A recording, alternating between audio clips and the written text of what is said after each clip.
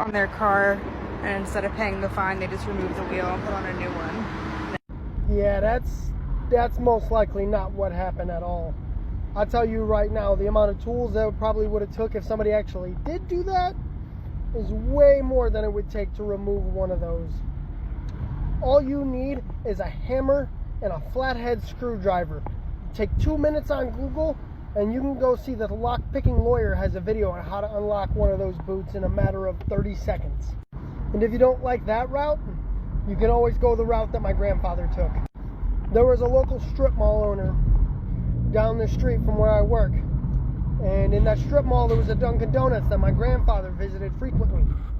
Well, one day out of the blue, strip mall owner put up a sign that said, "You're not allowed to back into parking spots or park over the lines. If you back in or get caught parking over the lines, there's a security guard that'll put a boot on your car. Then you have to pay a $150 fine for him to remove the boot.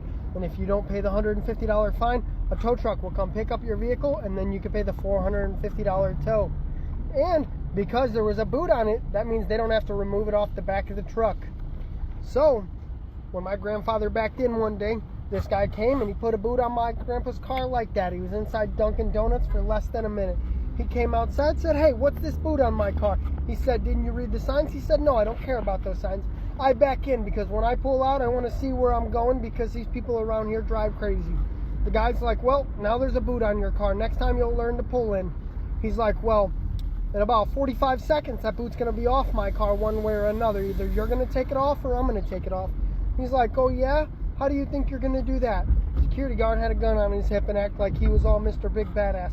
My grandfather told him, he said, "Either you're going to take that boot off my car or I'm going to open my trunk, I'm going to cut that boot off. And if you pull that gun on me," he's like, you better be ready to use it because it's not like I haven't killed before." And he's like, "I'll beat you to death before you even get a chance to pull the trigger."